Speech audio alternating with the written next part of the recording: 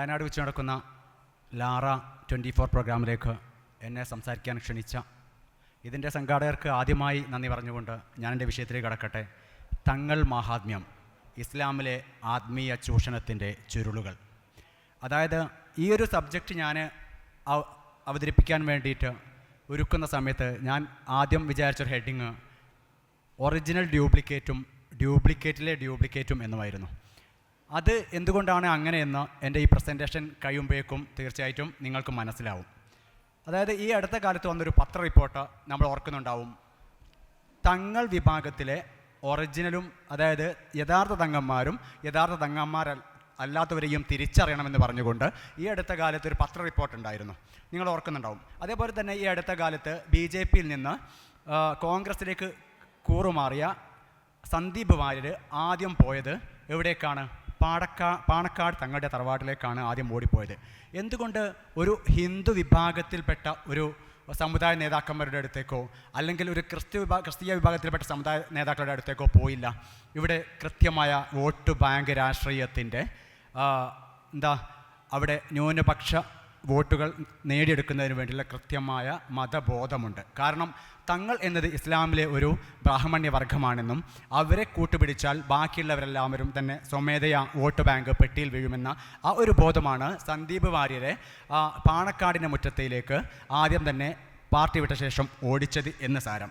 അതേപോലെ തന്നെ കേരള രാഷ്ട്രീയത്തിൽ പോലും പ്രബലമായ ഒരു രാഷ്ട്രീയ സംവിധാനമായി തങ്ങൾ എന്നത് മാറിക്കഴിഞ്ഞിട്ടുണ്ട്. പിന്നെ നമ്മൾക്ക് ആദ്യം കേൾക്കുന്നതാണ് യോഗം കഴിഞ്ഞ് ഒരു രാഷ്ട്രീയ പാർട്ടി യോഗം കഴിഞ്ഞ് പിരിഞ്ഞു പോരുമ്പോൾ എന്താണ് തീരുമാനമെന്ന് ചോദിച്ചാൽ പറയും, തീരുമാനമൊക്കെ ഞങ്ങൾ തങ്ങൾക്ക് വിട്ടുകൊടുത്തു, ബിരിയാണിയും തന്ന തീരുമാനമൊക്കെ ഞങ്ങൾ തങ്ങൾ വിട്ടുകൊടുത്തു എന്ന്. കാരണം ആരും തീരുമാനിക്കുന്നില്ല, തീരുമാനം അവസാനം തങ്ങളാണ് തീരുമാനിക്കുന്നത്. എൻ്റെയൊക്കെ ചെറുപ്പകാലത്ത് എൻ്റെ വീടിൻ്റെയൊക്കെ അടുത്തുള്ള ചെറിയ കുട്ടിത്തങ്ങൾ, എൻ്റെ നാട്ടിലെ കുറേ തങ്ങന്മാരുണ്ട്, ആ കുട്ടിത്തങ്ങളെയൊക്കെ എൻ്റെ വീട്ടിൽ നിന്നൊക്കെ നിങ്ങൾ എന്ന് പറയണമായിരുന്നു, അവരെ പ്രത്യേകം ബഹുമാനിക്കണമായിരുന്നു. ചെറിയ കുട്ടികളെപ്പോലും നിങ്ങളെന്നാണ് അഭിസംബോധന ചെയ്തിരുന്നത്. എന്നെ അങ്ങനെയാണ് പഠിപ്പിച്ചതും. അതായത് നമ്മളൊക്കെ ഇസ്ലാമിൽ ജാതിയുണ്ടോ അല്ലെങ്കിൽ വംശമുണ്ടോ എന്നൊക്കെ ചോദിക്കുന്ന സമയത്ത് ഇസ്ലാമിസ്റ്റുകളുടെ വാദം എന്താണ്? ഇസ്ലാമിൽ ജാതിയില്ല, വംശമില്ല, ഇസ്ലാമിസ്റ്റുകളെല്ലാം ഒന്നാണ് എന്നാണ് നാം കണ്ടത്, കേട്ടതും പഠിച്ചതും ഒക്കെ. പക്ഷേ ഇസ്ലാമിലെ വംശം, ജാതി ഇവയിലേക്കാണ് ഞാൻ ആദ്യം നിങ്ങളുടെ ശ്രദ്ധ തിരിക്കുന്നത്. അതായത് മുഹമ്മദ് ജീവിച്ചിരിക്കുമ്പോൾ തന്നെ പറഞ്ഞു, എൻ്റെ വിഭാഗം, എൻ്റെ ഉമ്മത്തുകൾ 73 വിഭാഗമായി പിരിയും, അതിൽ ഒരു വിഭാഗം മാത്രമേ സ്വർഗത്തിൽ പോകൂ എന്നാണ് പറഞ്ഞത്. അത് ഏത് വിഭാഗമാണെന്ന് പറഞ്ഞിട്ടുമില്ല. കാരണം എല്ലാവരും പറയുന്നത് ഞങ്ങളുടെ വിഭാഗമാണ് സ്വർഗത്തിൽ പോവുക, ഞങ്ങളുടെ വിഭാഗമാണ് സ്വർഗത്തിൽ പോവുക എന്ന് പറഞ്ഞുകൊണ്ട് അവർ തല്ലുകൂടുന്ന ഒരു അവസ്ഥയാണ് നാം കാണുന്നത്.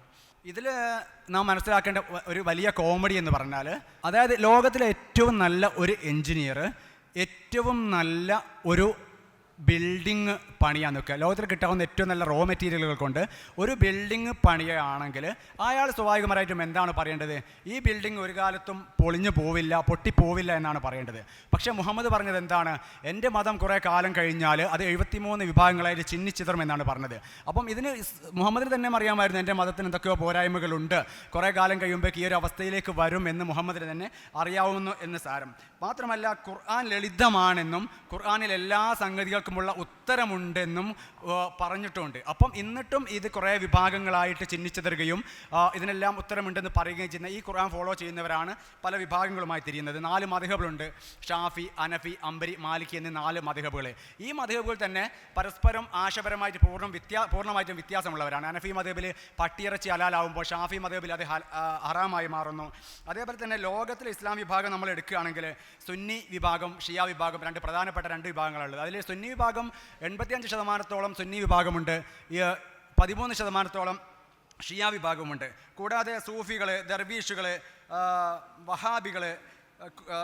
വഹാബികൾ, അഹമ്മദിയക്കാർ, അങ്ങനെ കുറേ വിഭാഗങ്ങളായിട്ട് പിന്നെയും പോകുന്നു. ഇതിൻ്റെ മറ്റു ഉപവിഭാഗങ്ങൾ നമ്മൾ നോക്കുന്ന നേരം സുന്നി, മുജാഹിദ്, ജമാഅത്തെ ഇസ്ലാമി, തബ്ലീഗ്, നക്ഷബന്ദിയ, അഹമ്മദിയ, റോഹിംഗ്യൻസ്, ഉയ്ഗൂർ, ഇങ്ങനെ മറ്റ് ഉപവിഭാഗങ്ങളായിട്ട് വീണ്ടും ഇത് വേർപിരിയുന്ന അവസ്ഥ കാണാം. ഷിയാകളിൽ തന്നെ പണ്ട് 33 ഗോത്രങ്ങൾ ഉണ്ടായിരുന്നു എന്നാണ് പറയുന്നത്. പക്ഷേ ഇന്ന് പ്രബലമായിട്ട് 2 വിഭാഗങ്ങളാണുള്ളത്. അതിലൊന്ന് ഇസ്നാ അശ്രികൾ എന്ന് പറയും. അതായത് ഇവർ 12 ഇമാമുകളിലാണ് വിശ്വസിക്കുന്നത്. അതായത് മുഹമ്മദിന് ശേഷം 12 ഇമാമുകൾ വന്നു ഇസ്ലാമിന് ഭരണം നടത്താനെന്ന്. അത് ഫസ്റ്റ് ഇമാമായിട്ട് അലി, പിന്നെ മകൻ ഹസൻ, ഹുസൈൻ അങ്ങനെ തുടങ്ങി 12ാമത്തേതും അവസാനത്തതുമായ ഇമാം മഹ്ദി ഉയർത്തപ്പെട്ടു എന്നും ലോകാവസാനം ഇസ്ലാമിൻ്റെ ഭരണം നടത്താൻ വരുമെന്നാണ് അവർ വിശ്വസിക്കുന്നത്. പിന്നെ അവരിൽപ്പെട്ടവരാണ് റാഫിദുകൾ, ഇമാമികൾ, ജൗഫരികൾ. ഇവരൊക്കെ ഷിയയിലെ ഇസ്നാഷികളിൽപ്പെട്ടവരാണ്. ഇറാനിൽ കൂടുതലും ഇസ്നാഷികളാണ് ഉള്ളത് എന്ന് സാരം. പിന്നെ ഈ രണ്ടാമത്തെ വിഭാഗം ഇസ്മായിലികൾ അലി മുഹമ്മദിനെ പോലെ അല്ലെങ്കിൽ മുഹമ്മദിന് പകരമായി പ്രവാചകനായി വരേണ്ടിയിരുന്ന ഒരു ആളായിരുന്നു എന്നാണ് അവർ വിശ്വസിക്കുന്നത്. ഇവരൊരു തീവ്ര വിഭാഗമാണ്. അലവികൾ, നുസൈരികൾ, ദ്രൂസുകൾ ഇവരൊക്കെ ഈ വിഭാഗത്തിൽ വരുന്നതാണ്. ഇന്ത്യയിലെ ഷിയ വിഭാഗത്തെ നമ്മൾ നോക്കുന്ന സമയത്ത് 2 വിഭാഗങ്ങളായിട്ട് ഇന്ത്യയിലെ ഷിയ വിഭാഗത്തെ നമ്മൾ തിരിക്കാം. ഒന്ന് ബോറകൾ, 2 ആഘാഖാനികൾ എന്ന വിഭാഗത്തിലേക്ക്. അതായത് പിന്നെ ഇന്ത്യയിലെ പ്രധാന മുസ്ലിം വംശങ്ങൾ നമ്മൾ നോക്കുന്ന നേരം ഒന്നാമത്തത് അഷ്റഫികൾ. അതായത് ഇവർ പ്രഭുക്കന്മാരാണ്. അറബ്, പേർഷ്യ, മധ്യേഷ്യൻ രാജ്യങ്ങളിൽ നിന്നൊക്കെ ഇവർ കുടിയേറിയവരുടെ പിന്മുറക്കാരാണ്. ഇവരെ പൊതുവെ ശ്രേഷ്ഠരായിട്ടാണ് കാണുന്നത്. 2 അജ്ലഫികൾ. ഇവർ താഴ്ന്നവരാണ്. തദ്ദേശീയമായ ഹിന്ദു ജാതി വ്യവസ്ഥയിൽ നിന്നൊക്കെ മതം മാറി വന്നവരാണ്. ഇവരെ വീണ്ടും താഴ്ന്നവരായി പരിഗണിക്കുന്നു. പിന്നെ 3 അർസലുകൾ. അതായത് ഇവർ ഏറ്റവും താഴ്ന്ന വിഭാഗത്തിൽപ്പെട്ടവരാണ്. ഇവരെ തൊടാത്തവർ എന്ന് പറയാം. അതായത് ഇവർ കൂടുതലും അശുദ്ധമായ തൊഴിൽ ചെയ്യാൻ വിധിക്കപ്പെടുന്നു. തോട്ടിപ്പണി, ബാർബർ പണി, കശാപ്പ് ഇത്തരം ജോലികളൊക്കെ ചെയ്യാനാണ് ഇവർ നിർബന്ധിക്കപ്പെടുന്നത്. ഇത് ഉത്തരേന്ത്യയിലേക്ക് ഇസ്ലാമിൻ്റെ ജാതി അന്വേഷിച്ച് പോകുന്ന സമയത്ത് സയ്യിദന്മാർ, ഷെയ്ഖ്, പത്താൻ ഇവരൊക്കെ അഷ്റഫികളിൽ വരുന്നതാണ്. അതായത് ഇതിലിവർ ഏറ്റവും ഉയർന്ന വിഭാഗക്കാരാണ്. ഇതിൽ സയ്യിദന്മാരാണ് ഇസ്ലാമിലെ ബ്രാഹ്മണർ എന്ന് പറയുന്നത്. അതേപോലെ തന്നെ അജ്ലഫികളായ അൻസാരികൾ, ഖുറൈഷികൾ, സിദ്ദീഖികൾ, ഫാറൂഖികൾ, ധോബികൾ ഇവരൊക്കെയാണ് OBC വിഭാഗത്തിൽ വരുന്നത്. പിന്നെ ഏറ്റവും താഴ്ന്ന വിഭാഗത്തിൽ വരുന്ന ഹലാൽ ബോർ, അവർ അർസൽ വിഭാഗത്തിൽ വരുന്നു. ഈ കേരളത്തിലെ ഇസ്ലാമിൻ്റെ ജാതിയിലേക്ക് നമ്മൾ വരുന്ന സമയത്ത് ഏറ്റവും ഉയർന്നു നിൽക്കുന്ന തങ്ങന്മാർ, അതായത് അറബ് വ്യാപാരികളുടെയും മിഷണറിമാരുടെയും പിൻഗാമികളെന്ന് അവകാശപ്പെടുന്നവർ, ഇവർ ശരിക്കും കേരളത്തിലെ ഇസ്ലാം മതത്തിലെ ബ്രാഹ്മണ്യരാണ് എന്ന് പറയാം. അതിൻ്റെ താഴെയുള്ള ജാതികളുണ്ടായിരുന്നു. ഇപ്പം കുറേയൊക്കെ ഇവരൊന്നും ഇല്ലെങ്കിൽ കൂടിയും പണ്ട് കാലത്തുള്ള ജാതി വ്യവസ്ഥകളായിരുന്നു ഇതൊക്കെ. കേഴി, അതായത് പരമ്പരാഗതമായിട്ട് മത്സ്യബന്ധനം നടത്തി ജീവിക്കുന്ന ആൾക്കാർ, ഇവരെ പൂയി ഇസ്ലാം എന്നൊക്കെ ആയിരുന്നു പറയാം. അതേപോലെ തന്നെ ഒസാമാരെ പറ്റി പറയുന്ന സമയത്ത് ഇവർ ബാർബർ പണിയാണ് എടുക്കുന്നത്. ഏറ്റവും താഴ്ന്ന വിഭാഗത്തിൽപ്പെട്ടവരായി കണക്കാക്കിയിരുന്നു. ഇവരുടെ വിവാഹം മറ്റ് വിഭാഗക്കാർക്ക് അങ്ങോട്ട് വിവാഹം ചെയ്ത് കൊടുക്കുകയോ അല്ലെങ്കിൽ മറ്റു വിഭാഗത്തിൽ നിന്ന് ഇവർ ഇങ്ങോട്ട് വിവാഹം ചെയ്ത് കൊടുക്കാറില്ലായിരുന്നു. ഇവർക്ക് അങ്ങോട്ടും ഇങ്ങോട്ട് വിവാഹം ചെയ്ത് കൊടുക്കുന്നതിന് കുഫൊക്കില്ല എന്നാണ് ഇസ്ലാമിലെ ഫിഖ് ഗ്രന്ഥങ്ങൾ പറയുന്നത്. അതേപോലെ തന്നെ ഒരു വിഭാഗമായിരുന്നു മുക്രി വിഭാഗം. അതായത് പള്ളി പരിപാലനം, ബാങ്ക് കൊടുക്കുക, ഇതൊക്കെയായിരുന്നു ഇവരുടെ ജോലി. പണ്ട് നമ്മൾ കേട്ടിട്ടുണ്ട് കറുകറുത്ത ബിലാൽ ഇസ്ലാമിലേക്ക് വന്ന സമയത്ത് മുഹമ്മദ് അദ്ദേഹത്തെ പരിഗണിച്ചു, കഅബയുടെ മുകളിൽ കയറി ബാങ്ക് കൊടുക്കാൻ അനുവാദം കൊടുത്തു എന്നൊക്കെ. പക്ഷേ മുഹമ്മദിനെയും ഇവിടെ ഒരു മുക്രി പരിവേഷത്തിലേക്ക് ബിലാലിനെയും ഇവിടെ ഒരു മുക്രി പരിവേഷത്തിലേക്ക് മുഹമ്മദ് അരികുവൽക്കരിച്ചു എന്ന സാരം. പിന്നെ ജാതീയത മുഹമ്മദ് മരിച്ചപ്പോൾ തുടങ്ങിയതാണ് ഇസ്ലാമിൽ. കാരണം മുഹമ്മദ് മരിച്ചപ്പോൾ തന്നെ അധികാര തർക്കം 3 ദിവസം മുഹമ്മദിൻ്റെ ശവശരീരം മറവ് ചെയ്യാതെ കിടന്നിട്ടുണ്ട്. കാരണം തൻ്റെ ഭാര്യമാർ മുഹമ്മദ് മരിച്ചാൽ അവരെ വിവാഹം ചെയ്യുന്നതും അള്ളാഹുവിന് പ്രധാനമുള്ള, അവരെ മറ്റാരും വിവാഹം ചെയ്യാൻ പാടില്ല, അതും അള്ളാഹുവിന് പ്രധാനമുള്ള കാര്യമാണ് എന്ന് പറഞ്ഞ് അള്ളാഹു ആയത്തിറക്കിയെങ്കിൽ കൂടി മുഹമ്മദിന് ശേഷം ഒരു ഖലീഫ ആരാവണമെന്നോ അത് എങ്ങനെ തിരഞ്ഞെടുക്കണമെന്ന് അള്ളാഹു ഒരു ഇറക്കാൻ മറന്നുപോയി. അതുകൊണ്ട് മുഹമ്മദ് മരിച്ചതിന് ശേഷം അധികാര തർക്കം ഉടലെടുക്കുകയും പിന്നെ മുഹമ്മദിൻ്റെ ശവശരീരം തിരിഞ്ഞു നോക്കാൻ സമയമുണ്ടായില്ല. ഇവിടെ അൻസാറുകളും മുഹാജിറുകളും തമ്മിൽ അധികാരത്തിൻ്റെ തർക്കം ഉടലെടുത്ത സമയത്ത് മുഹാജിറുകൾ എന്ന് പറഞ്ഞാൽ ഇവിടെ മുഹമ്മദിൻ്റെ കൂടെ മക്കയിൽ നിന്ന് മദീനയിലേക്ക് പലായനം ചെയ്തവരും, അൻസാറുകൾ എന്ന് പറഞ്ഞാൽ അവരെ സംരക്ഷണം കൊടുത്ത മദീനയിലെ തദ്ദേശീയവാസിയരുമാണ്. അപ്പം മുഹാജിറായ അബൂബക്കർ പറഞ്ഞത്, അൻസാറുകളോട് പറഞ്ഞത് നഹ്നു അൽ ഉമറാ വ അൻതും വുസറ എന്നാണ് പറഞ്ഞത്. അതായത് ഞങ്ങളാണ് അമീറന്മാർ, നിങ്ങൾ സഹായികൾ മാത്രം. അതായത് ഭരണം നടത്തേണ്ടത് ഖുറൈശി ഗോത്രത്തിൽപ്പെട്ടവരാണെന്നും മുഹമ്മദിൻ്റെ ഹാഷിം വംശത്തിൽപ്പെട്ടവരാണെന്നും നിങ്ങൾ അത് അനുസരിക്കേണ്ടവരാണെന്നും സാരം. പിന്നെ ശേഷം നമ്മുടെ ഖലീഫമാരെ നോക്കുകയാണെങ്കിൽ 4 ഖലീഫമാരും അതിനുശേഷം വന്ന ഉമവിയാക്കൾ, അതിനുശേഷം വന്ന അബ്ബാസികൾ, ഇവരൊക്കെ ഒന്നുകിൽ ഖുറൈശി ഗോത്രത്തിൽപ്പെട്ടവരോ ഹാഷിം വംശത്തിൽപ്പെട്ടവരോ ആയിരുന്നു എന്ന് സാരം. പിന്നെ മുഹമ്മദ് സ്വർഗം വാഗ്ദാനം ചെയ്ത 10 പേരിൽ ഒരാൾ പോലും അൻസാറുകളിൽ ഉണ്ടായിരുന്നില്ല എന്ന് സാരം. അപ്പം ഇസ്ലാമിൻ്റെ ജാതീയത അവിടെ നിന്ന് തുടങ്ങുന്നു. ഇനി നമ്മൾ തങ്ങന്മാരിലേക്ക് മടങ്ങി വരികയാണെങ്കിൽ തങ്ങന്മാർ എന്നത് ആരാണ്? തങ്ങൾ എന്നത് മലയാളത്തിൽ ഒരു ആദരവ് സൂചിപ്പിക്കുന്ന സൂചിപ്പിക്കാൻ ഉപയോഗിക്കുന്ന ഒരു മലയാള പദമാണ്. ഇവരെ അറബിയിലെ ശരിക്കും സയ്യിദന്മാർ എന്നാണ് പറയുന്നത്. അതായത് മുഹമ്മദിൻ്റെ കുടുംബ പരമ്പരയാണ് എന്നാണ് വാദം. അറബിയിലെ നബി കുടുംബത്തെ അഹ്ലുബൈത്ത് എന്ന് പറയും. അഹ്ലുബൈത്ത് എന്ന് പറഞ്ഞാൽ അതിൻ്റെ മലയാള ഭാഷാർത്ഥം വീട്ടുകാർ എന്നാണ്. പിന്നെ അഹ്ലുബൈത്തുകൾ പേരിനൊപ്പം സയ്യിദ് എന്ന് ചേർത്താണ് വിളിക്കുന്നത്. കേരളത്തിൽ ഇവരെ തങ്ങന്മാർ എന്ന് പറയും. നമ്മൾ മുഹമ്മദ് ജനിച്ച സൗദിയിലേക്ക് വരുന്ന സമയത്ത് സൗദിയിൽ ഇങ്ങനെ ഒരു വിഭാഗത്തെ നമ്മൾ കാണില്ല, ഇങ്ങനെ ശ്രേഷ്ഠമാക്കപ്പെട്ട ഒരു വിഭാഗത്തെ നമ്മൾ കാണില്ല. പക്ഷേ ഷിയാക്കളുടെ ഇടയിൽ സയ്യിദന്മാരെ നമുക്ക് കാണാനും പറ്റും. പിന്നെ ഈ തങ്ങൾ എന്ന പദം വന്ന് നമ്മൾ നോക്കുന്ന സമയത്ത് പണ്ട് നമ്പൂതിരിമാർ ഉപയോഗിച്ചിരുന്ന ഒരു പദമായിരുന്നു തങ്ങൾ. നബി തങ്ങൾ, നബി തിരുമേനി എന്നതും നമ്പൂതിരിമാർ ഉപയോഗിച്ച ഒരു പദമായിരുന്നു. ഇത് കണ്ണൂരിലെ മട്ടന്നൂർ, മമ്പ്രം, ആയിത്തറ, ഈ വളപട്ടണം, ഈ സ്ഥലങ്ങളിലൊക്കെ തങ്ങൾ എന്ന് പേരുള്ള നമ്പൂതിരി കുടുംബങ്ങൾ താമസിച്ചിരുന്നു. ഇവരിൽ നിന്ന് മുസ്ലിങ്ങൾ ഇത് എടുത്തുപയോഗിക്കുകയും ശേഷം മുഹമ്മദിൻ്റെ പരമ്പരക്കാരാണെന്ന് അവകാശപ്പെട്ടവർ അത് പിന്നീട് ഉപയോഗിക്കുന്ന ഒരു പദമായി മാറുന്നതാണ് നമ്മൾ കാണുന്നത്. പിന്നെ അഹ്ലുബൈത്ത് ആരൊക്കെയാണ് എന്ന് നമുക്ക് നോക്കാം. അതിനും തർക്കമുണ്ട്. അതായത് ഉമ്മാത്തുൽ മുഅ്മിനീൻ, നബിയുടെ ഭാര്യമാരാണ് അഹ്ലുബൈത്ത് എന്നാണ് Ibn Abbas, Urwah bin Zubair, Ikrimah തുടങ്ങിയ പണ്ഡിതന്മാരുടെ അവകാശവാദം. അതേപോലെ തന്നെ മുഹമ്മദിൻ്റെ മരുമകൻ അലി, സഹോദരന്മാരായ ഉക്കയിൽ, ജഅഫർ എന്നിവരുടെ സന്താനങ്ങളും അബ്ബാസിൻ്റെ പിൻഗാമികളാണെന്ന് മറ്റൊരു പക്ഷം. പിന്നെ മുഹമ്മദിൻ്റെ ഗോത്രമായ ബനു ഹാഷിം മൊത്തം ഇതിൽ വരുമെന്ന് അബു ഹനീഫയും ഇമാം മാലിക്കും ഒക്കെ അഭിപ്രായപ്പെടുന്നുണ്ട്. അതേപോലെ തന്നെ ഇമാം ഷാഫി അഭിപ്രായപ്പെടുന്നത് ഈ ഗോത്രത്തിലേക്ക് ബനു മുത്തലിബ് ഗോത്രവും കൂടെ ഉൾപ്പെടുന്നതാണ് അഹ്ലുബൈത്ത് എന്നാണ് പറയുന്നത്. പക്ഷേ ഇതിനൊന്നും പ്രാമാണ്യമില്ല. ഇതിനൊക്കെ പ്രാമുഖ്യമുള്ളത് പിന്നെ മുഹമ്മദിൻ്റെ മകൾ ഫാത്തിമ, ഫാത്തിമയുടെ ഭർത്താവ് അലി, അലിയുടെ 2 മക്കളായ ഹസൻ, ഹുസൈൻ, പിന്നെ മുഹമ്മദ്, ഈ 5 പേരാണ് അഹ്ലുബൈത്ത് എന്നാണ് ഇമാം റാസി തൻ്റെ തഫ്സീറിൽ, അതേപോലെ തന്നെ സമക്ഷരി കഷാഫിലൊക്കെ അഭിപ്രായപ്പെടുന്നത്. മുസ്ലിം ലോകത്തിലെ പ്രബലമായ അഭിപ്രായവും ഇത് തന്നെയാണ്. ഞാനൊരു ഹദീസ് വായിക്കാം. തുർമുദിയിൽ അഹമ്മദ് ഉദ്ധരിച്ചത്: നബി സുബഹി നമസ്കാരത്തിന് പള്ളിയിലേക്ക് പോകുമ്പോൾ മകൾ ഫാത്തിമയുടെ വീടിനകരിലെത്തിയാൽ ഇപ്രകാരം വിളിച്ചു പറയുമായിരുന്നു: യാ അഹ്ലുബൈത്ത്, നിസ്കാരം മുറ പോലെ നിർവഹിക്കുക. നബി കുടുംബമായ നിങ്ങളിൽ നിന്ന് മാലിന്യം നീക്കിക്കളയാനും നിങ്ങളെ സമ്പൂർണ്ണമായി ശുദ്ധീകരിക്കുവാനുമാണ് അള്ളാഹു ഉദ്ദേശിക്കുന്നത്.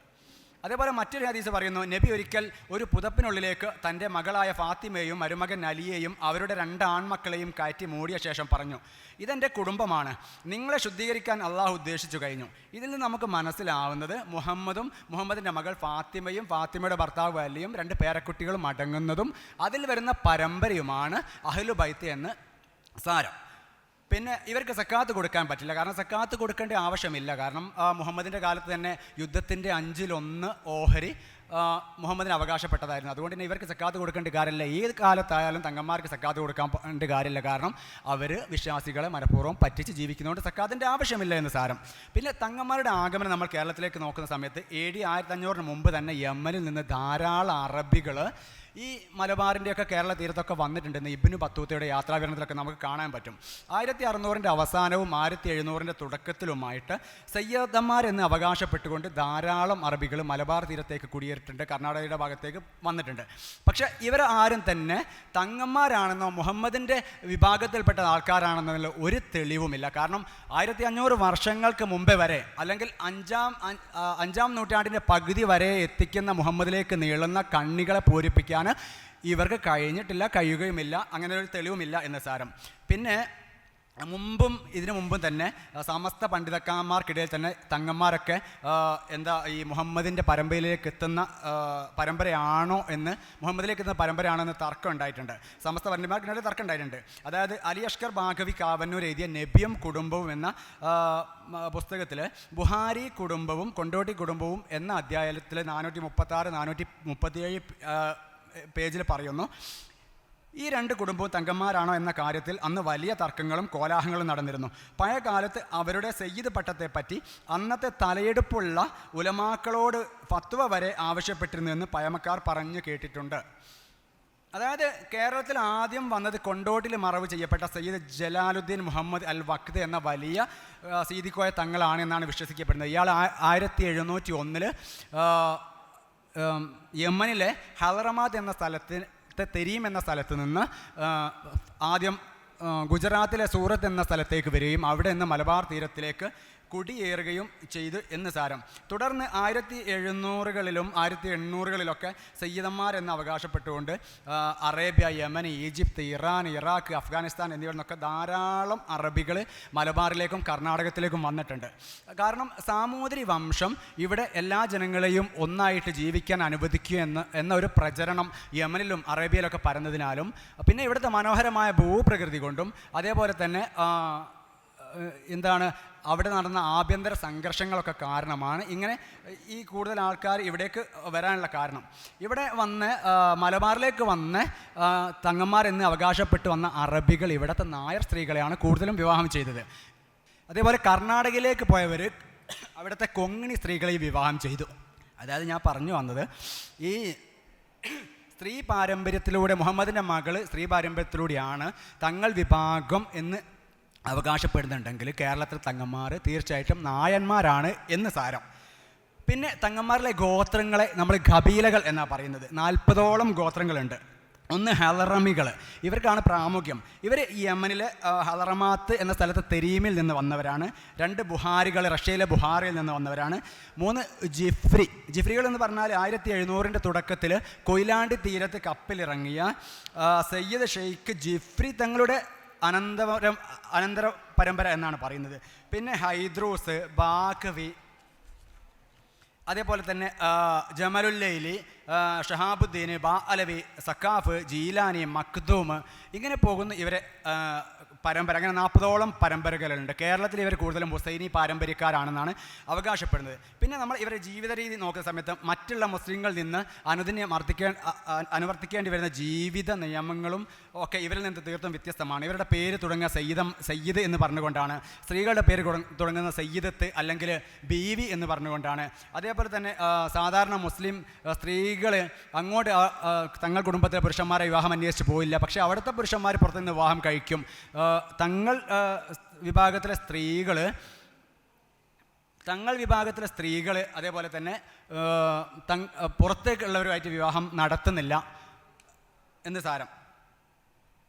പിന്നെ അതേപോലെ തന്നെ ഇവരുടെ ജോലി നമ്മൾ നോക്കുന്ന സമയത്ത് എൻ്റെ നാട്ടിലൊക്കെ ആദ്യമൊക്കെ ഈ തങ്ങന്മാരൊക്കെ, എൻ്റെ നാട്ടിൽ കുറേ തങ്ങന്മാരുണ്ട്. അവരൊക്കെ എൻ്റെയൊക്കെ പ്രായമുള്ളവരൊക്കെ എൻ്റെ കൂടെ അല്ലെങ്കിൽ സാധാ പണികളൊക്കെ പോകുന്ന ആളായിരുന്നു. പക്ഷേ അവരെല്ലാം തന്നെ ഇന്ന് നീളമുള്ള വസ്ത്രം ധരിച്ച് തലയിൽ കറുത്ത തൊപ്പിയൊക്കെ കെട്ടി എല്ലാവരും ആത്മീയ ചികിത്സന്മാരായി. കാരണം അവർക്ക് അതിൻ്റെ നേട്ടങ്ങൾ അവർ തിരിച്ചറിഞ്ഞെന്ന് സാരം. പിന്നെ ഇവർക്ക് എന്തെങ്കിലും അമാനുഷികമായ കഴിവുകളുണ്ടോ?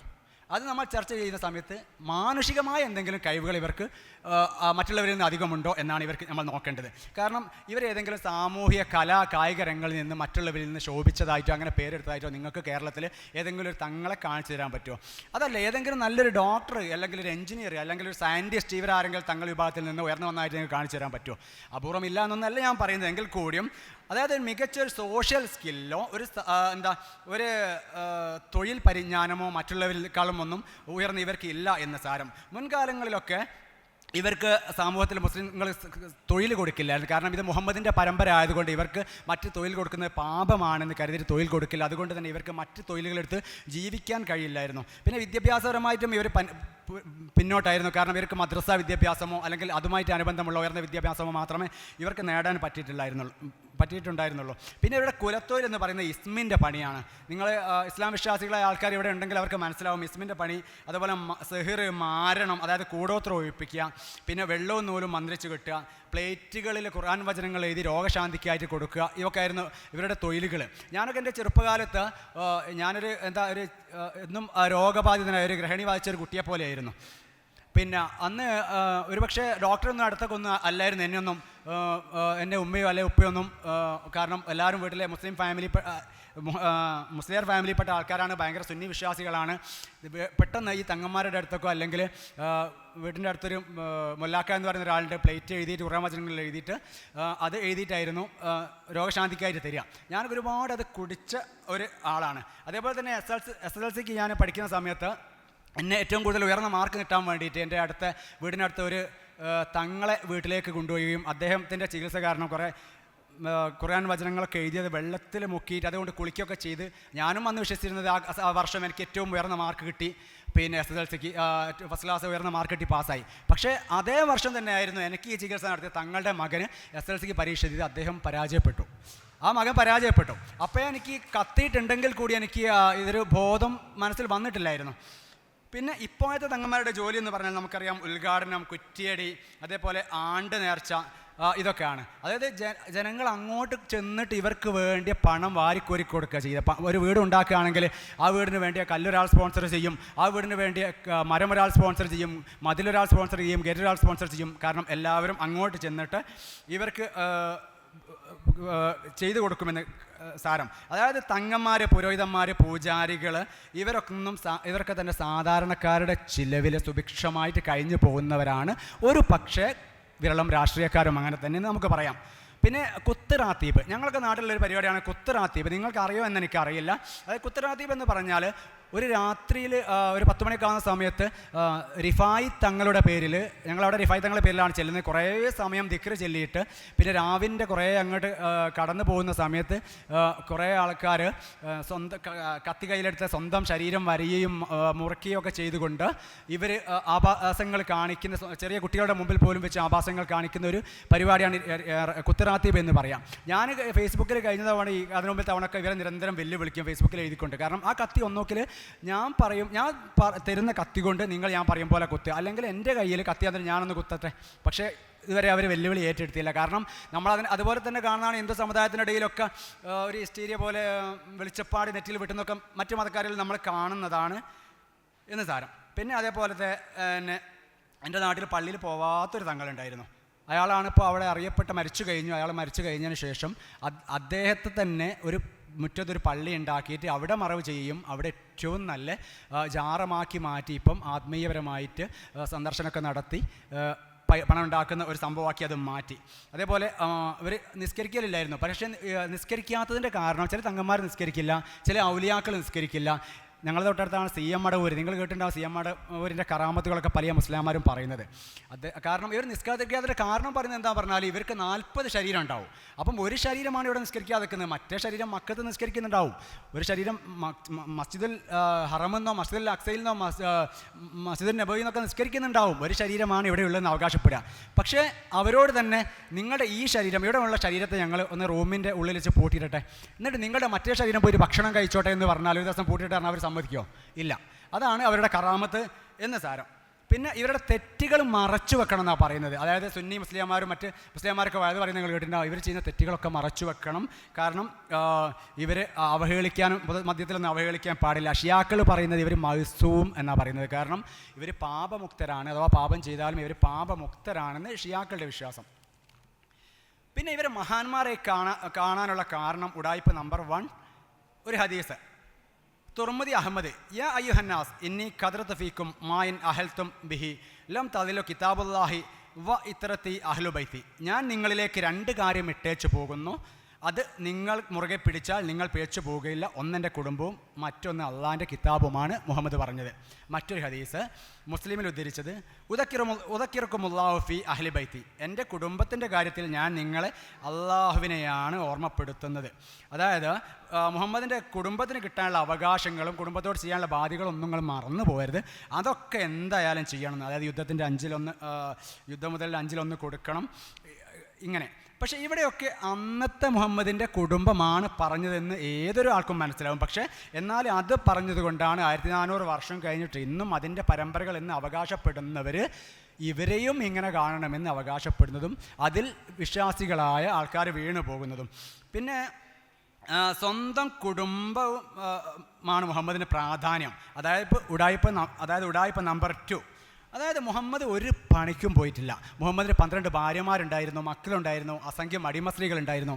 ഇവരൊക്കെ നുബുവത്ത് കിട്ടി 40-ാം വയസ്സിൽ നുബുവത്ത് കിട്ടി. 63 വയസ്സ് വരെ 23 വർഷക്കാലം മുഹമ്മദ് എന്ത് പണിക്ക് പോയിട്ടാണ് പോറ്റിയത്? അതായത് യുദ്ധം എന്ന് പറഞ്ഞുകൂടെ അങ്ങോട്ട് ആക്രമിച്ച് നേടിയെടുത്ത കൊള്ള മുതലിൻ്റെ 5/1 മുഹമ്മദിൻ്റെ അള്ളാഹുവിനുള്ളതാണെന്ന് ആയത്തിറക്കിയിട്ട് ആദ്യം മുഹമ്മദിന് ആണ് സഹാബികൾ ചോദിക്കുന്നു യുദ്ധമുതലുകൾ. ഖുർആനിലുണ്ട്, യുദ്ധമുതലുകളെക്കുറിച്ച് അവർ ചോദിക്കുന്നു. അവരോട് പറയുക യുദ്ധമുതലുകളെല്ലാം അള്ളാഹുവിനുള്ളതാണ്. കുറച്ച് കഴിഞ്ഞ് യുദ്ധത്തിന് ആരും പോകാണ്ടായി. അപ്പം കുറച്ചുകൂടി കഴിഞ്ഞപ്പോൾ ആയത്തൊന്ന് മാറ്റി യുദ്ധം മുതലിൻ്റെ 5/1 അള്ളാഹുവിന് റസൂലിനുള്ളതാണെന്ന്. അള്ളാഹു ഇതുകൊണ്ട് എന്തെടുക്കുകയാണ്, ഈ അടിമ സ്ത്രീകളെ മുതലും കിട്ടിയിട്ട് എന്തെടുക്കുക നമുക്കറിയില്ല, അങ്ങോട്ട് അയച്ചു കൊടുക്കുന്നുള്ള അറിയില്ല. ഏതായാലും ഇതൊക്കെ മുഹമ്മദിനും കുടുംബത്തിനുള്ളതാണ്. അപ്പം മുഹമ്മദ് ഈ ഇത്രയും കാലം കഴിഞ്ഞത് അപ്പം യുദ്ധമുതലുകളെ കൊണ്ടാണെന്ന് സാധനം. അതായത് സ്വന്തത്തെക്കാൾ സ്നേഹിക്കാനാണ് മുഹമ്മദ് പറയുന്നത്, സ്വന്തം ശരീരത്തെക്കാൾ തന്നെ സ്നേഹിക്കണമെന്ന്. ഖുർആൻ 33:6 പറയുന്നു, മുഹമ്മദ് സത്യവിശ്വാസികൾക്ക് സ്വന്തത്തെക്കാൾ ഉറ്റവനാണ്. ഖുർആൻ 9:120 പറയുന്നു, മുഹമ്മദിൻ്റെ ജീവൻ്റെ കാര്യം അവഗണിച്ച് മദീനക്കാർക്ക് അവരുടെ വീട്ടിലിരിക്കാനോ അവരുടെ സ്വന്തം കാര്യം നോക്കാനോ അനുവാദമില്ല. 9:24 പറയുന്നു, നിങ്ങളുടെ പിതാക്കന്മാരും പുത്രന്മാരും സഹോദരങ്ങളും ഇണകളും കുടുംബക്കാരും നിങ്ങൾ സമ്പാദിച്ചുണ്ടാക്കിയ സ്വത്തുക്കളും നഷ്ടം നേരിടുമെന്ന് നിങ്ങൾ ഭയക്കുന്ന കച്ചവടവും നിങ്ങൾക്ക്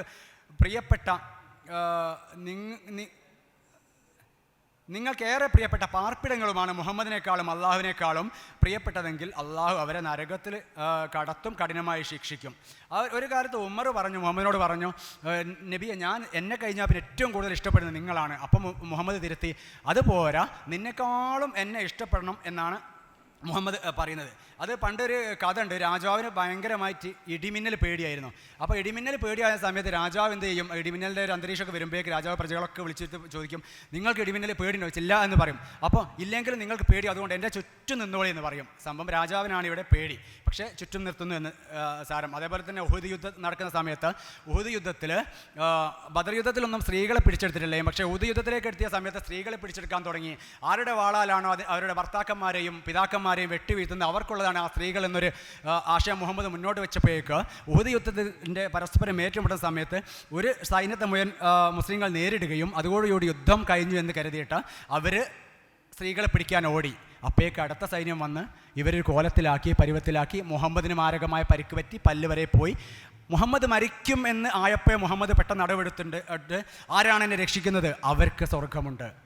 അപ്പം ആ സ്പോട്ടിൽ വെച്ച് മുഹമ്മദ് സ്വർഗം വാഗ്ദാനം ചെയ്യുന്നു. ആദ്യം ഒരാൾ വന്നു, അവർ മരിക്കുന്നു. അപ്പോഴേക്ക് തന്നെ തൊടുത്ത മാറിടങ്ങളും ഉള്ള വിശാല നാനങ്ങളുള്ള സ്ത്രീകളെയും മദ്യവും സ്വർഗത്ത് കിട്ടുമെന്ന് വിചാരിച്ച് ആരെ വരാതിരിക്കുക, അപ്പം തന്നെ സ്വർഗം കിട്ടുകയല്ലേ. അപ്പം അങ്ങനെ 8ഓളം പേർക്ക് മുഹമ്മദ് അപ്പം തന്നെ സ്വർഗം കൊടുത്തു എന്ന് സാരം. അതേപോലെയൊക്കെ നമ്മൾ ഈ ബെയ്ത്ത് കേട്ടിട്ടുണ്ടാവും, ഈ എന്താ മൗലിദിനത്തിനൊക്കെ ബെയ്ത്ത് നമ്മൾ കേട്ടിട്ടുണ്ടാവും. അൻത ഉമ്മുൻ അൻഅബു മാറ ഐനാ ഫീഹിമാ മിസ്ല ഹുസ്നിക ഖത്തുയാ സയ്യിദി ഹൈറൻ നബി. നമ്മൾ മൗലിദ് യോഗത്തിനൊക്കെ സ്ഥിരമായിട്ട് കേൾക്കുന്ന പാട്ട്. അതായത് അൻത ഉമ്മുൻ അൻ അബു, നീ ഞങ്ങളുടെ പിതാവാണോ മാതാവാണോ, മാർ ഐന ഫീഹിമ, അവർ രണ്ടുപേരിലും ഞങ്ങൾ കണ്ടിട്ടില്ല, മിസ്ല ഹുസ്നിക ഖത്തുയ, നിന്നെപ്പോലുള്ള നന്മ, യാ സയ്യിദി ഹൈറൻ നബി, നബിമാരിൽ ഏറ്റവും ഉത്തമനായവനെ. അതായത് ഈ സ്വന്തം മാതാക്കളെക്കാളും പിതാക്കളെക്കാളും മുഹമ്മദിന് ഇവിടെ പരിഗണന കൊടുക്കുന്നു എന്ന് സാരം. നിങ്ങളൊന്ന് ചിന്തിച്ച് നോക്കി, ഒരു സാമാന്യ ബുദ്ധി ഉപയോഗിച്ചിട്ട് ഒരു നേതാവ് എന്നാൽ അങ്ങനെയാണോ വേണ്ടത്? ഈ കാലത്ത് ഒരു നേതാവ് പറയാണ്, നിങ്ങളെക്കാളൊക്കെ നിങ്ങളെ കുടുംബത്തെക്കാളൊക്കെ എന്നെ പരിഗണിക്കണം, എൻ്റെ കുടുംബത്തിന് കൊടുക്കണം, എനിക്ക് തരണം, നിങ്ങൾക്ക് പിരിച്ചു കിട്ടുന്ന സാധനങ്ങളൊക്കെ എനിക്ക് തരണം, ഇത്ര ഒന്നും എനിക്ക് തരണം എന്ന് പറഞ്ഞാൽ അവരെ നമ്മൾ നേതാവ് എന്ന് പറഞ്ഞോ ഓടിക്കല്ലേ? ഈ ഒരൊറ്റ കാര്യം മതി. 5 പൈസയുടെ ബുദ്ധി ഉണ്ടെങ്കിൽ മുഹമ്മദിൻ്റെ ഇസ്ലാം എന്താണെന്ന് മനസ്സിലാക്കാൻ, അത് ആരുടേതെന്ന് മനസ്സിലാക്കാൻ, അതിൻ്റെ ദൈവമാരെന്ന് മനസ്സിലാക്കാൻ.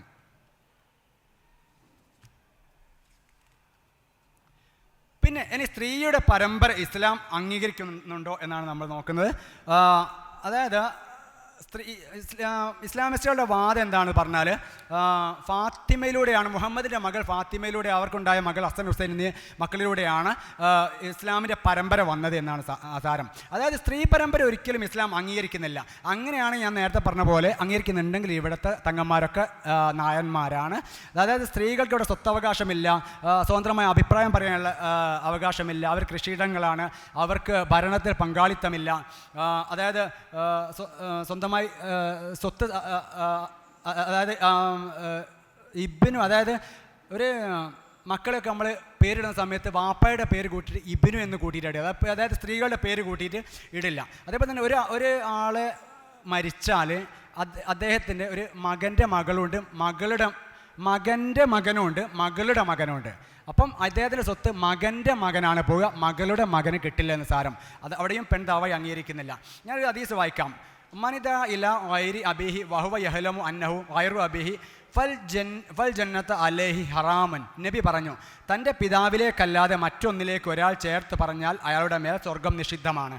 മറ്റൊരു ഹദീസ്, ഇമാം തബ്രാനി പറയുന്നു, ആദം സന്തതികളെല്ലാം അവരുടെ പിതാക്കന്മാരിലേക്കാണ് ചേരുന്നത്. അതായത് ഒരാളുടെ മകളെ മറ്റൊരാൾക്ക് വിവാഹം ചെയ്തു കൊടുത്താൽ അവൾക്കുണ്ടാകുന്ന കുട്ടികൾ അയാളുടെ മകളിലേക്കല്ല അവളുടെ ഭർത്താവിലേക്കാണ് പരമ്പര ചേരുന്നതെന്ന് സാരം. അങ്ങനെയാണെങ്കിൽ മുഹമ്മദിൻ്റെ 3 ആൺമക്കളുണ്ടായിരുന്ന ചെറുപ്പത്തിൽ മരിച്ചു. അതേപോലെ പിന്നെ പെൺകുട്ടികളുള്ളത്. അപ്പം മുഹമ്മദിൻ്റെ ഈ പരമ്പര എങ്ങനെയാണ്, സ്ത്രീകളിലൂടെ വന്ന പരമ്പര എങ്ങനെയാണ് തുടർന്ന് പോരുക? അതേപോലെ മറ്റൊരു കോമഡിയാണ് ഇസ്ലാമിൽ അബ്ത്വർ എന്ന് പറഞ്ഞാൽ വാലറ്റവൻ എന്നാണ് പറയുക.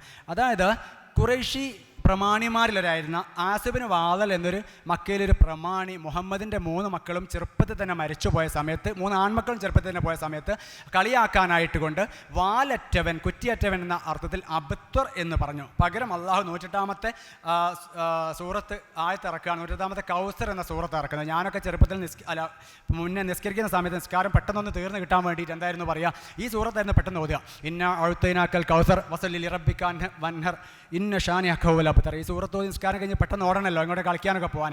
അപ്പോൾ അതിൻ്റെ അർത്ഥം പറഞ്ഞാൽ ഇന്ന അഴുത്തൈനാക്കൽ കൗസർ, നിനക്ക് നാം ധാരാളം നന്മ നൽകിയിരിക്കുന്നു. വസല്ലി റബ്ബിക വൻഹർ, അതിനാൽ നീ നിൻ്റെ നാഥനെ നിസ്കരിക്കുകയും ബലിയർപ്പിക്കുകയും ചെയ്യുക. ഇന്ന ഷാനി ഹക്കഹുവൽ അബ്തർ, നിശ്ചയം നിന്നോട് ശത്രുത പുലർത്തുന്നവർ തന്നെയാണ് വാലറ്റവൻ. ഇത് 1-ാം ക്ലാസ്സിലൊരു കുട്ടി ദേഷ്യം പിടിച്ചിട്ട് മറ്റേ കുട്ടിയോട് പറയാം നിൻ്റെ അച്ഛൻ, മറ്റേ കുട്ടിയും പറയാം നിൻ്റെ അച്ഛൻ. അള്ളാഹുവിൻ്റെ ഒരു നിലവാരം നിങ്ങൾ നോക്കണം ഇവിടെ. അതായത് ഒരു ഖുറൈശി പ്രമാണി മുഹമ്മദിനെ വാലറ്റവൻ എന്ന് പറഞ്ഞ സമയത്ത് തിരിച്ചു അള്ളാഹു അങ്ങോട്ട് ഓൻ തന്നെയാണ് വാലറ്റവൻ എന്നാണ് പറയുന്നത്. ഇങ്ങനെ പറയിപ്പിക്കേണ്ട എന്തോ കാര്യമുണ്ടോ? മുഹമ്മദിന് ഇഷ്ടംപോലെ ഭാര്യമാരുണ്ട്, അടിമ സ്ത്രീകളുണ്ട്, ശരീരം ദാനം ചെയ്തിട്ടുണ്ട്. ഒരു ആൺകുട്ടിയെ പരമ്പര നിലനിർത്താൻ വേണ്ടി ജീവനോടെ കൊടുത്താൽ പോരായിരുന്നോ? അതും മുഹമ്മദിന് വേണ്ടി സദാ കുത്തിയിരുന്ന് പ്രാർത്ഥിക്കുന്ന അള്ളാഹുവിന്. അത് ഖുർആനിലെ വലിയൊരു കോമഡിയാണ്.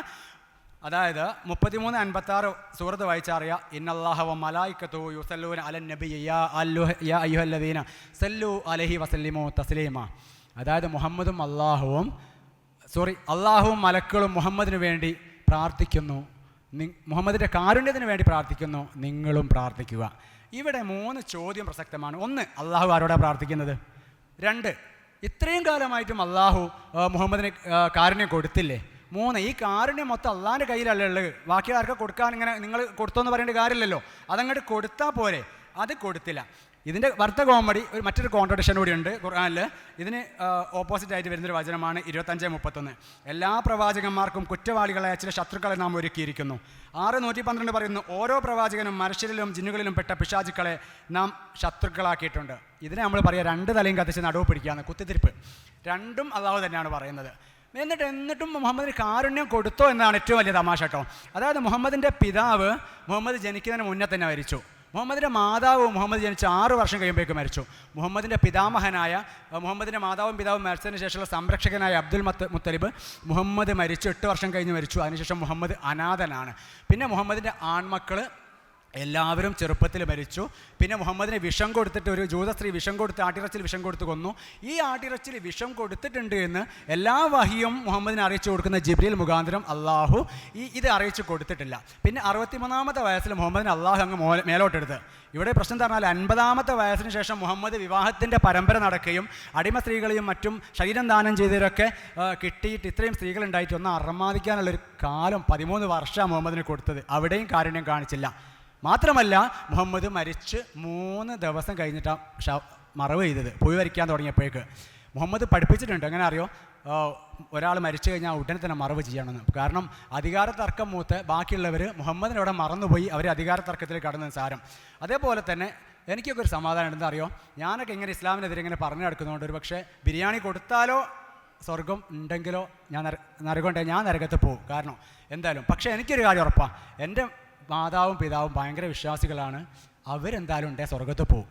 പക്ഷേ ഞാനിവിടെ നരകത്തിൽ അൽഫാമോ പൊള്ളിച്ചതോ ആയി നിൽക്കുന്ന സമയത്ത് എൻ്റെ മാതാപിതാക്കൾ അവിടെ സ്വർഗത്തിലുണ്ടെന്നുള്ള സമാധാനിക്കാൻ എനിക്ക് ചെയ്യാം. പക്ഷേ മുഹമ്മദ് മാറിടം തൊടുത്ത വിശാല നനങ്ങളുടെ പെണ്ണുങ്ങളുമായിട്ട് ഹുറികളുമായിട്ട് അർമാദിക്കുന്ന സമയത്ത് മുഹമ്മദിൻ്റെ മാതാപിതാക്കൾ നരകത്തിലാണ്. കാരണം അവർ അവിശ്വാസികളായിരുന്നു, അവർ നരകത്തിൽ പോവും, അവിടെയും കാരുണ്യം കൊടുത്തില്ല എന്ന് സാരം. പിന്നെ മുഹമ്മദിൻ്റെ അനന്തര തലമുറയൊക്കെ മക്കളെയൊക്കെ എങ്ങനെ മരിച്ചു പറഞ്ഞാൽ എല്ലാം ക്രൂരമായി കൊല ചെയ്യപ്പെട്ടു. ഖലീഫമാരൊക്കെ തന്നെ ഇങ്ങനെയാണ് വധിക്കപ്പെട്ടത്. അബൂബക്കർ ഒഴിച്ച് ബാക്കി എല്ലാ ഖലീഫമാരെയും ക്രൂരമായി കൊല ചെയ്യപ്പെട്ടു എന്ന് സാരം. ഇനി നമ്മൾ ഇവർ അവകാശപ്പെടുന്നത് ഹസൻ ഹുസൈൻ പരമ്പരയിലൂടെ ഫാത്തിമയുടെ മക്കൾ ഹസൻ ഹുസൈൻ പരമ്പരയിലൂടെയാണ് ഈ തങ്ങൾ പരമ്പര നിലനിന്നത് എന്നാണ് പറയുന്നത്. നമ്മൾ അങ്ങോട്ടാണ് ഇനി കിടക്കുന്നത്. ഇവരൊക്കെ എങ്ങനെയാണ് മരിച്ചത്, ഇവിടെ പരമ്പര ഒക്കെ എങ്ങനെയായിരുന്നു നമുക്ക് നോക്കാം. അതായത് ഫാത്തിമയുടെ മരണത്തിലേക്കാണ് ഞാൻ ആദ്യം പോകുന്നത്. അതായത് മുഹമ്മദിൻ്റെ മരണശേഷം ബാപ്പായുടെ സ്വത്തിൽ, മുഹമ്മദിൻ്റെ സ്വത്തിൽ അവകാശവാദം ചോദിച്ചുകൊണ്ട് ഫാത്തിമ ആദ്യത്തെ ഖലീഫയായ അബൂബക്കറിൻ്റെ അടുത്തേക്ക് പോകുന്നു. അബൂബക്കർ സ്വത്തൊന്നും കൊടുത്തില്ല. അങ്ങനെ അലി ഈ ആദ്യത്തെ ഖലീഫ ആരാവണമെന്ന തർക്കമുള്ളതിനാൽ അലിയെ ആക്കാത്തത് കൊണ്ട് അലി ഇതിലൊന്നും പങ്കെടുക്കാതെ വീട്ടിൽ അബൂബക്കറിനെ ബയ്യത്ത് ചെയ്യാതെ വീട്ടിലിരിപ്പായിരുന്നു. അങ്ങനെ ഉമറിനെയും ഒരു ഗുണ്ടാ സംഘത്തെയും അബൂബക്കർ അലിയുടെ വീട്ടിലേക്ക് പറഞ്ഞയക്കുകയും അങ്ങനെ അലി വാതിൽ തുറന്നില്ല. ആ വാതിലിന് വീടിന് ചവിട്ടിയിട്ട് അലിയും ഗുണ്ടാസംഘവും ചവിട്ടിയ സമയത്ത് വാതിൽക്കട്ടിൽ വീണിട്ട് അതിൽപ്പെട്ടാണ് ഫാത്തിമ മരിക്കുന്നത്. പിന്നെ ഷിയാക്കളുടെ വേർഷനിൽ മറ്റൊന്നാണ് പറയുന്നത്, ഇതുപോലെ തന്നെ ആക്രമണം നടത്തുന്ന സമയത്ത് അവർ വാതിൽ തുറക്കാത്തതുകൊണ്ട് വീടിന് തീ ഇട്ടെന്നും ഈ രണ്ട് ചെറിയ ഹസൻ ഹുസൈൻ എന്ന മക്കളെ രക്ഷപ്പെടുത്താനുള്ള ശ്രമത്തിനിടയിൽ ഫാത്തിമ അതിൽപ്പെട്ട് തീപ്പൊള്ളലേറ്റ് മരിച്ചെന്നുമാണ്. അങ്ങനെയാണ് ഫാത്തിമയുടെ മരണം. അടുത്ത് നമ്മൾ അലി എങ്ങനെ മരിച്ചെന്ന് നോക്കാം. അതായത് മുഹമ്മദ് അടുത്ത ഖലീഫ ആരാണെന്ന് പറഞ്ഞിട്ടില്ല. ഞാൻ നേരത്തെ പറഞ്ഞ പോലെ തന്നെ അത് മുഹമ്മദ് മരിക്കുന്നതിന് അധികാര തർക്കം വന്ന് 3 ദിവസം ശവം മറവ് ചെയ്യാതെ കിടന്ന്, അപ്പം അവിടെ തർക്കം വന്ന സമയത്ത് ആയിഷ അടക്കമുള്ള കുറേ ആൾക്കാർ അബൂബക്കറാണെന്ന് വാദിച്ചു, കുറച്ച് ആൾക്കാർ അലിയാണെന്നും വാദിച്ചു.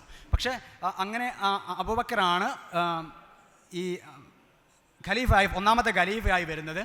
അലി അബൂബക്കറിന് ബയ്യത്ത് ചെയ്തിട്ടില്ല, ഖലീഫയായിട്ട് അംഗീകരിക്കുന്നില്ല. ഇവിടെയാണ് ഷിയ സുന്നി തർക്കം തുടങ്ങുന്നത്.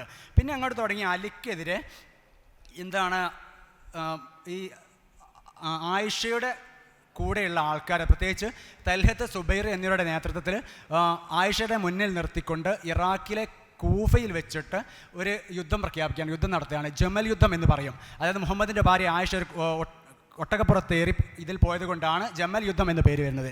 ഈ യുദ്ധത്തിൽ 10,000 മരിച്ചു. ഈ യുദ്ധത്തിൽ ആയിഷ പരാജയപ്പെട്ടു. പിന്നെ അതിനുശേഷം അലിക്ക് ആ കാലത്ത് അലിയുടെ ഭരണം നടത്തുമ്പോൾ തന്നെ സിറിയയിലെയും അതേപോലെ തന്നെ ഈജിപ്തിലെയും ഗവർണറായിരുന്ന മുആവിയ അലിക്കെതിരെ യുദ്ധം പ്രഖ്യാപിക്കുകയാണ്. അലിക്ക് ഈ ഇറാഖിലെ സിഫിൻ എന്ന സ്ഥലത്ത് വെച്ച് നടക്കുന്ന ഈ യുദ്ധത്തിലും 10,000 മരിക്കുന്നത്. ഈ യുദ്ധം ഒരു സന്ധിയിൽ അവസാനിച്ചതിനെ തുടർന്ന് അലിയുടെ അനുയായികൾ 2 വിഭാഗങ്ങളായിട്ട് പിളരുകയും ഈ 2 വിഭാഗത്തിൽ ഒരു വിഭാഗം അലിയെ അനുകൂലിച്ചപ്പോൾ മറുവിഭാഗം അലിയെ വിട്ടുപോവുകയും ചെയ്യുന്നു. ഈ വിട്ടുപോയ വിഭാഗം തീവ്ര വിഭാഗമായ ഖവാരിജുകൾ എന്നാണ് അറിയപ്പെടുന്നത്. ഈ ഖവാരിജുകൾ ഒരാളുടെ കുത്തേറ്റ് കൂഫയിലെ പള്ളിയിൽ വെച്ചിട്ട് അലി മരിക്കുകയാണ് ചെയ്യുന്നത്. പിന്നെ ഹസൻ്റെ മരണം, നമുക്ക് ഹസനിലൂടെയാണ് പിന്നെ പരമ്പര എന്ന് പറയുന്നുണ്ട്. ഹസൻ്റെ മരണം, അതായത് അലിയുടെ മൂത്ത പുത്രന്. അലിയുടെ മരണശേഷം ഇസ്ലാമിക ഖിലാഫത്തിന് അന്ത്യം വരികയും പകരം രാജഭരണ സമാനമായൊരു ഭരണ സംവിധാനം നിലവിൽ വരിക ചെയ്യുന്നത്. അപ്പോൾ അടുത്ത ഖലീഫ തീർച്ചയായിട്ടും അലിക്ക് ശേഷം ഹസനായിരുന്നു ആവേണ്ടത്. പക്ഷേ ഈജിപ്തിൻ്റെയും സിറിയയുടെയും ഗവർണറായിരുന്ന മുആവിയയും ഹസനും തമ്മിൽ തർക്കം ഉടലെടുക്കുകയും അപ്പം അവർ യുദ്ധത്തിന് സമാനമായ അന്തരീക്ഷം വരികയും ചെയ്തപ്പോൾ ഇവിടെ സമാധാന പ്രേമിയായ ഇബ്നു അബ്ബാസിൻ്റെ നേതൃത്വത്തിൽ ഒരു സമാധാന ചർച്ച നടത്തുകയും ഒരു സന്ധി സ്ഥാപിക്കുകയും അങ്ങനെ ഹസന് ഭാവി കാലത്ത് പെൻഷനും മറ്റു ആനുകൂല്യങ്ങളും കൊടുക്കാം, കുടുംബത്തെ നോക്കിക്കൊള്ളാം എന്ന് പറഞ്ഞുകൊണ്ട് ഹസന് മദീനയിലേക്ക് മടങ്ങുകയും മുആവിയ ഗവർണറാവുകയും ചെയ്യുന്നു. അങ്ങനെ അതിനുശേഷം ഹസനെ വിഷം കൊടുത്തിട്ട് കൊല്ലുകയാണ്. ഇത് ചെയ്തത് ഹസൻ്റെ സ്വന്തം ഭാര്യ തന്നെയാണ്. ഇത് മുആവിയ ചെയ്യിപ്പിച്ചു എന്നാണ് ഷിയാക്കളുടെ ഇടയിലൊക്കെ ഉള്ള പ്രബലമായ അഭിപ്രായം. പിന്നെ അതിനുശേഷം നമ്മൾ കാണുന്നത് ഹുസൈൻ്റെ മരണം, അതായത് കർബല ചരിത്രം എന്ന് വേണമെങ്കിൽ ഇതിനെ പറയാം. അതായത് മുആവിയയ്ക്ക് ശേഷം അധികാരത്തിൽ വന്ന മുആവിയയുടെ പുത്രൻ യസീദിൻ്റെ ഭരണത്തിൽ അസംതൃപ്തരായ കുറേ ആൾക്കാർ കൂഫയിലെ ഗവർണറാക്കാമെന്ന് പറഞ്ഞ മക്കത്തേക്ക് ഹുസൈനെ, അതായത് അലിയുടെ ഇളയ പുത്രനെ അങ്ങോട്ട് ക്ഷണിക്കുകയാണ്. പക്ഷേ മുൻകാലങ്ങളിൽ അലിയൊക്കെ മറ്റേ ചതിച്ചിട്ടുണ്ടെന്ന് മക്കാർ പറയുകയും അങ്ങോട്ട് പോവരുത് എന്ന് പറയുകയും ചെയ്തിട്ടുണ്ടെങ്കിൽ കൂടി അതിനെ അവഗണിച്ചുകൊണ്ട് ഹുസൈന് കൂഫയിലേക്ക് പോകുന്നു. കുടുംബവുമൊത്ത് ബാക്കി കുറേ ആൾക്കാരെ കൂട്ടി 82 പേര് ഒത്തിട്ടാണ് കൂഫയിലേക്ക് പോകുന്നത്. അപ്പം ഈ വാർത്ത യസീദ് ഡമാസ്കസിൽ വെച്ച് അറിയുകയും തനിക്കെതിരെ ഹുസൈനെ മുന്നിൽ നിർത്തിക്കൊണ്ട് കൂഫക്കാർ യുദ്ധം പ്രഖ്യാപിക്കാനുള്ള സാധ്യത മുൻകൂട്ടി കണ്ട് കൂഫയിലെ ഗവർണറായിരുന്ന നുഅ്മാനെ, അതായത് ലോലഹൃദനായ നുഅ്മാനെ മാറ്റിയിട്ട് ക്രൂരഹൃദനായ ബസ്രയിലെ ഗവർണർ ഉബൈദ് ബിൻ സിയാദിന് അവിടെ കൂഫയിലെ ഗവർണർ സ്ഥാനം കൂടി കൊടുക്കുകയാണ് ചെയ്യുന്നത്. അതായത് ഉബൈദ് ബിൻ സിയാദ് എന്ന് പറഞ്ഞാൽ മുആവിയയുടെ സഹോദരന്, സിയാദിൻ്റെ പുത്രന്. അങ്ങനെ കൂഫക്കാർ സിയാദിൻ്റെ സൈന്യം കൂഫയിലെത്തിയപ്പോൾ സമയത്ത് അവരെ പേടിച്ചുകൊണ്ട്, സിയാദിനെയും സൈന്യത്തെ പേടിച്ചുകൊണ്ട് കൂഫക്കാർ കൂറ് മാറുകയും അങ്ങനെ അവർ സിയാദിൻ്റെ സൈന്യത്തിനൊപ്പം ചേരുകയും അങ്ങനെ അവർ ഹുസൈനെതിരെ യുദ്ധം പ്രഖ്യാപിക്കുകയാണ് ചെയ്യുന്നത്. ഇത് കർബലയിലെ യൂഫ്രട്ടീസ് നദീ തീരത്ത് വെച്ചുകൊണ്ടായിരുന്നു ഈ യുദ്ധപ്രഖ്യാപനം. അപ്പം അവർ നദീതീരം ഉപരോധിക്കുകയും ഈ ഹുസൈനും കുടുംബത്തിനും ദാഹജലം എടുക്കുന്നത് പോലും തടഞ്ഞുകൊണ്ട് അവർ യുദ്ധം പ്രഖ്യാപിക്കുക ചെയ്യുന്നത്. അതായത് അലിയുടെ 18 വയസ്സായ അലി അക്ബർ, കുട്ടിയായ സൈനുൽ ആബിദീന്, പിഞ്ചു മുലപൊടി പ്രായത്തിലുള്ള അലി അസ്കർ എന്നിവരെയൊക്കെ അതിനിഷ്കരണം സിയാദിൻ്റെ സൈന്യം അവിടെ കൊന്ന് തള്ളുകയാണ് ചെയ്യുന്നത്. പിന്നെ ഇവിടെ ഇവർ അവകാശപ്പെടുന്നതെന്ന് പറഞ്ഞാൽ സൈനുൽ ആബിദീൻ എന്നൊരു കുട്ടി സുഖമില്ലാത്തതിനാൽ ഈ യുദ്ധത്തിൽ പങ്കെടുത്തിട്ടില്ല എന്നും അതുകൊണ്ട് ആ കുട്ടിയിലൂടെ വന്ന തലമുറയാണെന്നുമാണ് സാരം. പക്ഷേ ചരിത്രം വായിച്ചാൽ കൃത്യമായിട്ട് നമുക്കറിയാം, അവിടെ സിയാദിൻ്റെ സൈന്യം മുഹമ്മദിൻ്റെ ആരംഭ പേരക്കിടാവായ ഹുസൈൻ്റെ കുടുംബത്തെയും പാരമ്പര്യത്തെയും മൊത്തം കുറ്റി അറുത്ത് കളഞ്ഞു എന്നാണ് ചരിത്രം പറയുന്നത്. പിന്നെ അത് ഹുസൈൻ്റെ തലയറുത്ത് കൊണ്ട് ഡമാസ്കസിലെ യസീദിനെ കാഴ്ച വെക്കാൻ കൊണ്ടുപോകുന്നതാണ് പിന്നെ നമ്മൾ കാണുന്നത്. ഇത് മുഹറം 10 AD 680 ഒരു മുഹറം 10 സംഭവിച്ചത് കൊണ്ട് തന്നെ ആഷുറ എന്ന പേരിൽ ഷിയാക്കളുടെ ഇടയിലൊക്കെ ഇത് ഷിയാക്കൾ സ്വന്തം ശരീരത്തിൽ വെട്ടിപ്പരിക്കേൽപ്പിച്ചുകൊണ്ട് അവർ ആ ദുഃഖാചരണം നടത്തുന്നുണ്ട്. ഞാനൊക്കെ ഷിയാക്കളുടെ ഏരിയയിൽ സൗദിയിലൊക്കെ കുറേ കാലം താമസിച്ചാൽ എനിക്ക് അത് കൃത്യമായിട്ട് അറിയാം. അത് അവർ മുഹറം 1 തന്നെ വീട് വിട്ടിറങ്ങുകയും മുഹറം 10 ദിവസം വീട്ടിൽ നിന്ന് മാറിക്കൊണ്ട് സ്വന്തം ശരീരത്തിൽ വെട്ടിപ്പരിക്കേൽപ്പിക്കുക, അത് പൂയി മണൽ കിടന്ന് ഉരുളുക, അങ്ങനെ ദുഃഖാചരണം നടത്തുന്നതാണ് നമ്മൾ കാണാൻ പറ്റുന്നത്. ഇവിടെ നമ്മൾ മനസ്സിലാക്കേണ്ടത് ഖുറൈശികൾ മുഹമ്മദിനെ കുറ്റിയറ്റവനെന്ന് കളിയാക്കിയപ്പോൾ അള്ളാഹു തിരിച്ച് കളിയാക്കിയിട്ടുണ്ടെങ്കിൽ കൂടി, അതായത് യസീദിൻ്റെ സൈന്യം, അതായത് സിയാദിൻ്റെ സൈന്യം മൊത്തം മുഹമ്മദിൻ്റെ കുടുംബത്തിൻ്റെ കുറ്റി തന്നെ കർബലയിൽ വെച്ച് അറുത്ത് കളയുന്ന ചരിത്രമാണ് നമ്മളിവിടെ കാണുന്നത്. പിന്നെ വരുന്നത് മുആവിയൻ പാരമ്പര്യത്തിലുള്ള ഇസ്ലാമാണ് ഇവിടെ വരുന്നത്. മുഹമ്മദിൻ്റെ പാരമ്പര്യമല്ല. അലിക്ക് ശേഷം അറബിയുടെ സമ്പൂർണ്ണ അധികാരം ഏറ്റെടുത്ത മുആവിയയും അതിനുശേഷം വന്ന യസീദും ശേഷം വരുന്ന ഉമയ്യദ് രാജവംശമാണ് പിന്നെ നൂറ്റാണ്ടുകളോളം അറേബ്യ ഭരിക്കുന്നത് എന്ന് കാണാം. അതായത് ഇവിടെ മറ്റൊരു കോമഡി കൂടിയുണ്ട്. വിശ്വാസികൾ പരസ്പരം ഏറ്റുമുട്ടിയാൽ അവർ നരകത്തിലാണ് എന്ന് ആര് പറഞ്ഞിട്ടുണ്ട്? ഖുർആനിൽ അള്ളാഹു പറഞ്ഞിട്ടുണ്ട്, മുഹമ്മദ് പറഞ്ഞിട്ടുണ്ട്. 4:92 പറയുന്നു, ഒരു വിശ്വാസിയും മറ്റൊരു വിശ്വാസിയെ വധിക്കാൻ പാടുള്ളതല്ല. ഇവിടെ വിശ്വാസി അല്ലാത്തവരെ, മുസ്ലിങ്ങളല്ലാത്തവരെ വധിക്കാമെന്ന ധ്വനിയുണ്ട് കേട്ടോ. പിന്നെ 4:93 പറയുന്നു, ആരെങ്കിലും ഒരു സത്യവിശ്വാസിയെ മനഃപൂർവ്വം കൊന്നാൽ അവനുള്ള പ്രതിഫലം നരകമാകുന്നു, അവനതിൽ നിത്യവാസിയായിരിക്കും. അവൻ്റെ നേരെ അള്ളാഹു കോപിക്കുകയും അവനെ ശപിക്കുകയും ചെയ്തിരിക്കുന്നു. കടുത്ത ശിക്ഷയാണ് അവന് വേണ്ടി അള്ളാഹു ഒരുക്കി വെച്ചിട്ടുള്ളത്. സമാനമായ ഹദീസും നമുക്ക് കാണാൻ പറ്റും. അതേപോലെ അങ്ങനെയാവുന്ന സമയത്ത് യമാമ, റിദ്ദ, ജമൽ, സിഫിന്, കർബല എന്നീ യുദ്ധങ്ങളൊക്കെ നടന്നത് മുസ്ലിങ്ങൾ തമ്മിൽ പരസ്പരം ആണ്. അതേപോലെ ഉമർ, ഉസ്മാൻ, അലി എന്നീ ഖലീഫമാരെയും തുടർന്ന് ഫാത്തിമ, അലി, ഹസൻ, ഹുസൈൻ ഇവരൊക്കെ കൊന്നത് മുസ്ലിങ്ങൾ തമ്മിലാണ് എന്ന സാരം. ഇവിടെ ജമൽ യുദ്ധം നടന്നത് അലിയും നബിയുടെ നബിയുടെ ഭാര്യ ആയിഷയും നബിയുടെ മകളുടെ ഭർത്താവ് അലിയും തമ്മിലാണ്. ഇതിവിടെ ഒരു കോമഡി എന്ന് പറഞ്ഞാൽ അലിക്ക് സ്വർഗം വാഗ്ദാനം ചെയ്ത 10 പേരിൽ ഒരാളാണ് അലി. ഇവിടെ ഇങ്ങനെ ഖുർആൻ വചനവുമുണ്ട്, എങ്ങനെ പരസ്പരം ഏറ്റുമുട്ടിയാൽ സ്വർഗത്ത് പോയില്ല എന്ന്. ഇവിടുത്തെ ഏറ്റവും വലിയ വിരോധാഭാസം എന്ന് പറയുന്നത് ഈ 2 വിഭാഗവും ഉയർത്തിപ്പിടിച്ചത് എന്തായിരുന്നു? ഉയർത്തിപ്പിടിച്ച മുദ്രാവാക്യം അല്ലാഹു അക്ബർ എന്നായിരുന്നു. ഈ 2 വിഭാഗവും ഉയർത്തിപ്പിടിച്ച ഗ്രന്ഥം ഖുർആനായിരുന്നു. ഇവിടെ അള്ളാഹു ഏത് ഭാഗത്താണ് നിൽക്കുക? ആരുടെ ഭാഗത്താണ് നിൽക്കുക? ഏതായാലും മുഹമ്മദിൻ്റെ പാരമ്പര്യമില്ല എന്ന് തെളിയിക്കലല്ല എൻ്റെ ഈ പ്രസൻറ്റേഷൻ കൊണ്ട് എൻ്റെ ദൗത്യം. കാരണം മുഹമ്മദിൻ്റെ പാരമ്പര്യം ഉണ്ടെങ്കിലും ഇല്ലെങ്കിലും ഒക്കെ തന്നെ ഇവരാർക്കും ഒരു ശ്രേഷ്ഠതയുമില്ല എന്ന് തെളിയിക്കലാണ്. അതായത് നബിതങ്ങളാണ് ഞാൻ നേരത്തെ പറഞ്ഞ ഇതിലുള്ള ഒറിജിനൽ ഡ്യൂപ്ലിക്കേറ്റ്. ആ നബി ആ കാലത്തെ ജനങ്ങളെ മൊത്തം വിശ്വാസപരമായി പറ്റിച്ച് ദൈവത്തിനേക്കാളും മേലെ വന്ന് വാളുകൊണ്ട് മതം തീർത്തു. ഇക്കാലത്തെ പാവം വിശ്വാസികളെ പറ്റിച്ചുകൊണ്ട് വാളൊന്നും എടുത്തിട്ടില്ലെങ്കിലും സുഖലോലുപരായിട്ടാണ് ഇപ്പോഴത്തെ തങ്ങന്മാർ ജീവിക്കുന്നത്. പണ്ട് മുജാഹിദുകളും ജമാഅത്തെ ഇസ്ലാമികളൊന്നും ഇവർക്ക് പ്രത്യേക ശ്രേഷ്ഠത ഉണ്ടെന്നും അതേപോലെ തന്നെ ഇവരെ പ്രത്യേകമായിട്ട് ബഹുമാനിക്കേണ്ടതെന്നും കരുതുന്നവരായിരുന്നില്ല. പക്ഷേ ഈ കേരളത്തിലെ രാഷ്ട്രീയത്തിൽ പ്രബലമായ ഒരു സ്ഥാനം ഇവർ നേടിയെടുത്തതിന് ശേഷം അവരും തങ്ങൾ അനുയായികളായി മാറി എന്ന സാരം. അതായത് നമ്മുടെ ചിന്താമണ്ഡലത്തെ ആകെ നശിപ്പിച്ചുകൊണ്ട്